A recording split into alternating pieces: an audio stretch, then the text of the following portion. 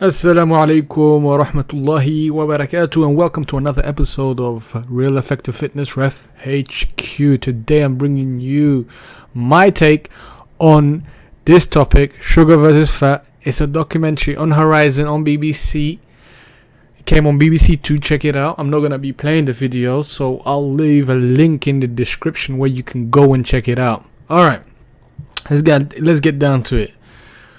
You have these two twin doctors, identical twins.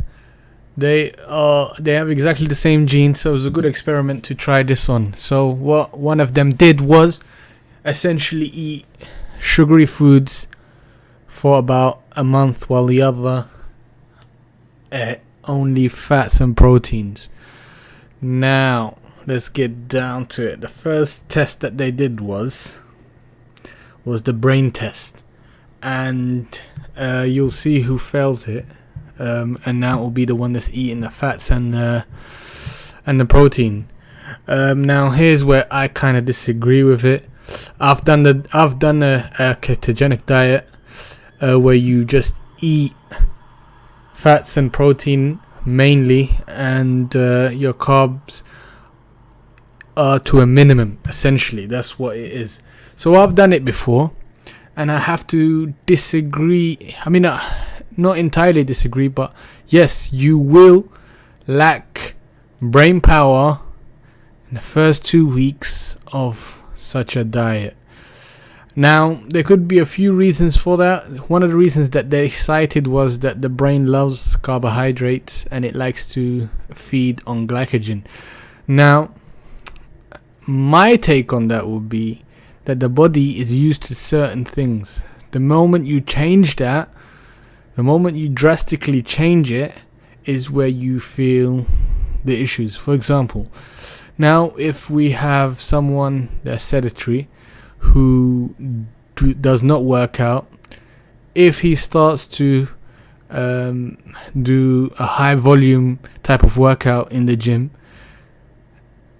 more likely than not, after the first week or the first few days the first week, he will get ill because his central nervous systems are not ready for it.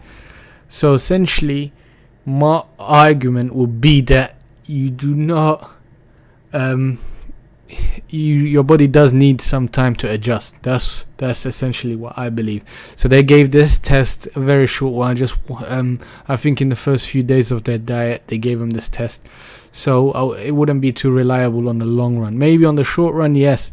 Short term, yes. Eating carbs is better for your brain. Now, part 2 was a fit test. Now, obviously, I will attest to this, that the guy that was eating the carbs destroyed the guy that was eating fats with regards to exercise. And I'll have to agree with this.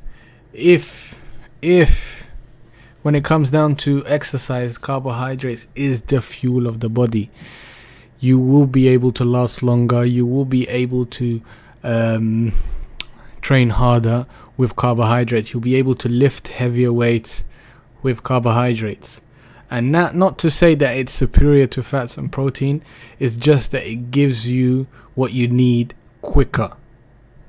To break down the fat cells or to break down protein, it takes a lot longer. So that's my view on that. Now, so this video doesn't run too long. Then it came down to eventually who lost the most weight and what have you. I mean, they'll admit it. This type of experiment for the short term is not very reliable. But yes, the guy that was eating the fats and the protein did lose a lot more weight than a little bit more weight than the guy that was eating the carbs. But he did lose a lot more muscle. And if you are doing strenuous type of work, then yes, you will lose muscle because your body tends to break down muscle easier than breaking down either proteins or fats. Now, in the long term, what is better for you, that is debatable. but I have used a ketogenic diet. I've used a high carb diet, and it depends on what your goals are and what you are doing and what you're training for. So if you're training for long distance running and what so, then yes, maybe the carbs will help you do that. Now, if you want to get rid of body fat nice and slow without getting rid of too much fat, or when you do hit a plateau with regards to your fat loss goals, then yes, ketogenic diet has its place. At the end of the day, what it comes down to is having a balanced meal and knowing your body. Some people work better with carbohydrates, a lot more carbohydrates than others. And also you have to look at your lifestyle. If you are sitting down at the office 8 hours a day, and the only time you actually exert energy or exert yourself is when you go to the gym, then I don't think a high carb diet would suffice. But to each to his own. So at the end of the day, I would say try everything, try what works for you, and see and experiment with your body, and try to get to know your body, what it likes, what it doesn't like, what it responds to, and what it doesn't respond to, what it does not respond to. So at the end of the day, it's up to you.